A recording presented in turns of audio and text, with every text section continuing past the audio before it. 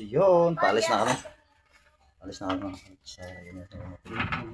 Excited na si Mateo kanina. Ayaw mo ano. Ayaw mo babies. Babies ni Mateo. So ngayon excited na siya na ano.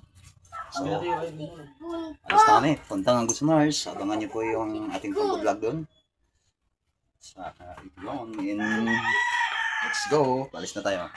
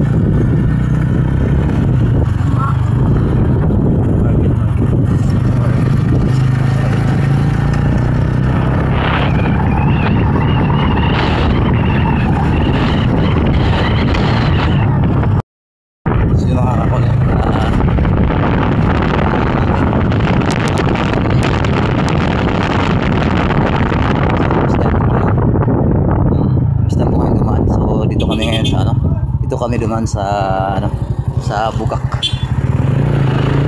Mga kami sa Bugak. So malapit lang daw dito yung ano. Malapit lang daw yung so kasi dun sa ano din tayo nakakita sa Luis. Kung nakakita tayo dito pero katulad ng galit na pagpunta namin ng labas. Uwi natin ng labas na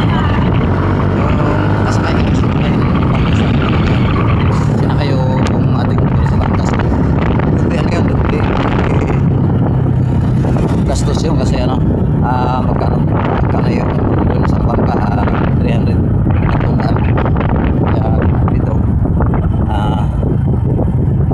ito yung ano ito yung pangalawang sarkada so kailangan pagsaluin para susunod dito yung ako dati kasi first time ko pa dito first time ko pa ngayon makadaan sa lugar na to pero yung ating dinadaanan kasi medyo maganda yung ano daan.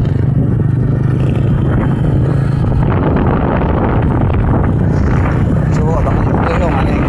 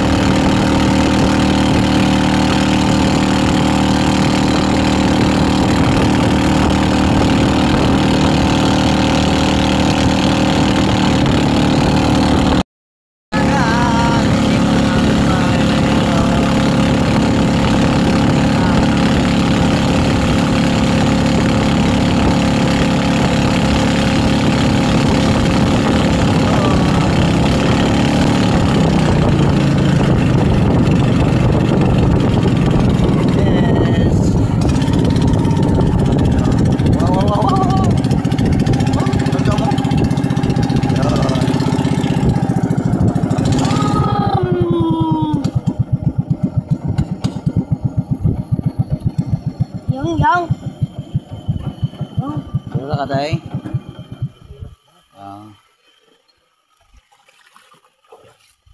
ayan yes yung ibon dito sa amin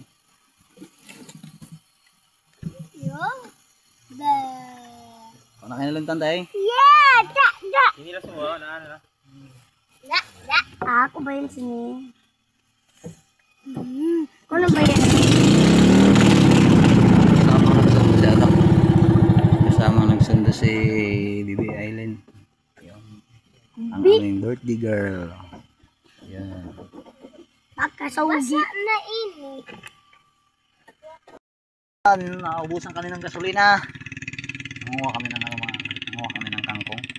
Kasi dito talaga sa probinsya dito sa Agusan Mars.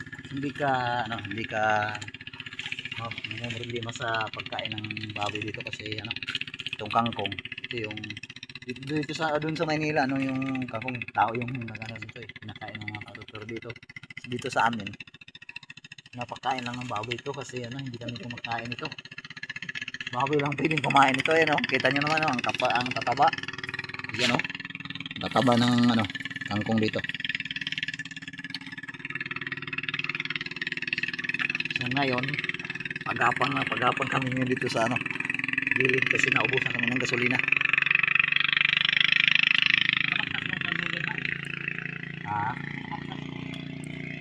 Naubusan kami ng gasolina mga kulit. Ayan.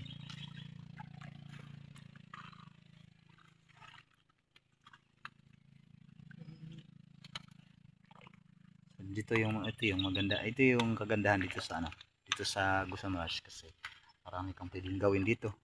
So ayun na nga, nandito na tayo sa Agusan Mars. So yung nagsasawa na sa kapapanood ng ating video na lagi lang tayong nagluluto. So ito, nandito na tayo ngayon sa Agusan Mars. Iba-ibang video naman yung ating ipapakita sa inyo para masayahan naman kayo.